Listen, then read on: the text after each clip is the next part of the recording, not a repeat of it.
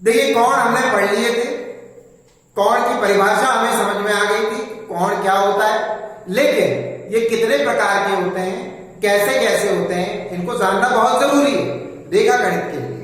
ठीक है, और ये एग्जाम में क्वेश्चन आते हैं कि इतने डिग्री के कोण को क्या कहा जाता है। तो आइए हम इनको एक सरसरी निगाह डालकर रिवाइज कर लेते हैं और फिर इनके बारे में अलग अलग पढ़ लेंगे।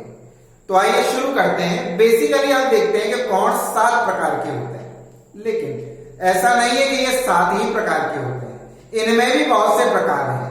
जब हम रेखाओं से कोण बनाएंगे, जब दो रेखाएं आपस में काटेंगी, जब दो रेखाओं को दो रेखाएं आपस में काटेंगी, जब 3 रेखाओं को एक रेखा आपस में काटेंगी, तो भिन्न भिन्न प्रकार के कोण बनते हैं। तो उसमें इंटीरियर एंगल भी बनेगा, मतलब आंतरिक कोण भी बनेंगे, बाह्य कोण भी बनेंगे, संपाती कोण भी बनेंगे। ठीक है, लेकिन मूल रूप से जो कोणों को हम देखें तो 7 प्रकार से हम विभाजित करते हैं। आइए हम देखते हैं कि कौन कौन से कोण हैं। देखिए, तो 0 डिग्री का कोण होता है सबसे पहला, जिसे हम न्यून कोण कहते हैं। हिंदी में न्यून कोण कहते हैं, इंग्लिश में 0 एंगल कहते हैं। ठीक है, ओके। उसके बाद में समकोण, समकोण सभी जानते हैं, जिसे हम राइट एंगल कहते हैं। ये 90 डिग्री का होता है, राइट एंगल जो कि 90 डिग्री का होता है। अच्छा, इसके बाद में न्यून कोण के बारे में जानते हैं। न्यून कोण 90 डिग्री से कम के कोण को न्यून कोण कहते हैं। इसे इंग्लिश में एक्यूट एंगल के नाम से जाना जाता है। अच्छा, बहुत से लोगों को एक्यूट और ऑब्ट्यूस एंगल के बीच में डिफरेंस समझ में नहीं आता है, तो वो हम अभी बताएंगे। अच्छा, वो 90 डिग्री से कम के एंगल को हम क्या कहेंगे? न्यून कोण। ठीक है। अच्छा, अधिक कोण, अधिक कोण जो 90 डिग्री से ज्यादा का होता है और 180 डिग्री से कम का होता है। 90 डिग्री से ज्यादा का लेकिन 180 डिग्री से कम का होगा, उसे हम क्या कहेंगे? अधिक कोण। ये ऑब्ट्यूस एंगल के नाम से जाना जाता है इंग्लिश में।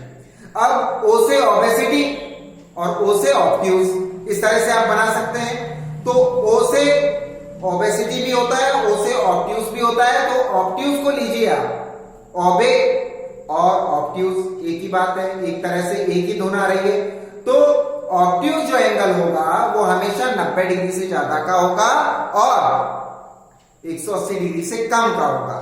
तो आप इसे बता सकते हैं कि तो अपने आप एक्यूट और ऑब्ट्यूस के अंदर डिफरेंस समझ में आ जाएगा, न्यून कोण और अधिक कोण के बीच में डिफरेंस समझ में आ गया। आपको ये ध्यान रखना है, ओ जो होगा उससे ओबेसिटी बना है तो 90 डिग्री से ज्यादा का ही एंगल होगा।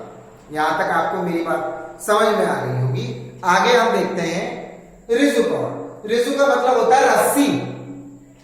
तो ऋजु कोण जो होगा वो 180 डिग्री का होगा। 180 डिग्री से कम और 90 डिग्री से अधिक वाले को हम ऑब्ट्यूस एंगल, अधिक कोण कहते हैं। ऋजु कोण मतलब स्ट्रेट एंगल 180 डिग्री का होगा। ठीक है। अच्छा, फिर वृहत कोण।